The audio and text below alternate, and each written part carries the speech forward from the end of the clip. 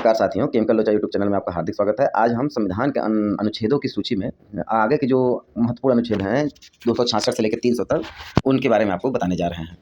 तो सबसे पहले हम अनुच्छेद 266 देखेंगे। 266 में समेकित निधि और सार्वजनिक लेखा निधि के बारे में बताया गया है। इसके बारे में समेकित निधि मतलब ये होता है कि आकस्मिक निधि एक जो आरबीआई के पास होती है, उसके बाद जो सार्वजनिक कार्यों के लिए समय समय पे जारी की जाती है, वो और बाकी जितनी टोटल निधियाँ होती हैं सब मिला के समेकित निधि होती है।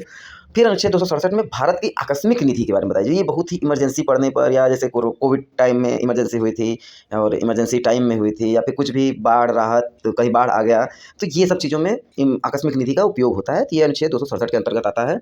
अनुच्छेद 269 संघ द्वारा लगाए गए और एकत्र किए गए लेकिन राज्यों को सौंपे गए, मतलब संघ द्वारा जो लोगों पर और राज्यों पर, कंपनियों पर कर लगाता है और उसे इकट्ठा करके लेकिन राज्यों को सौंप देता है पूरा का पूरा कर, तो वो 269 में बताया गया है। और 270 में संघ और राज्यों के बीच लगाए गए और वितरित किए गए करों, मतलब जो कर का जो पैसा इकट्ठा होता है, जो निधियाँ, उनमें संघ और राज्यों के बीच में किस तरह से बंटवारा होगा, इसके बारे में बताया गया है 270 में।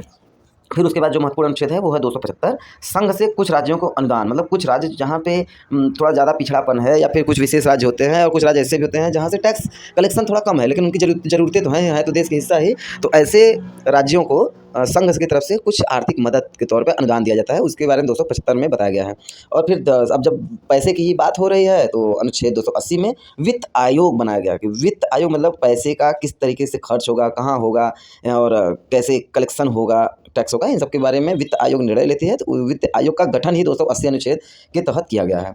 फिर 287 में बिजली पर कर से छूट, जैसे अभी आपने सुना होगा अरविंद केजरीवाल जो पूर्व मुख्यमंत्री थे दिल्ली के, उन्होंने क्या कहते हैं कुछ यूनिट तक बिजली बिल माफ़ कर दिया था, या टैक्सेशन जो लगता है तो टैक्स कम कर दिया गया। बहुत सारे राज्यों में, उत्तर प्रदेश में थोड़ा लिया जाता है अभी भी, राज्य में कुछ एक्स्ट्रा टैक्स, दिल्ली में नहीं लिया जाता। और राज्य जो चुनाव के समय उम्मीदवार विभिन्न प्रकार के वादे करते हैं, तो यही अनुच्छेद के तहत वो कर पाते हैं कि हम बिजली पर कर से छूट करेंगे, माफ़ कर देंगे।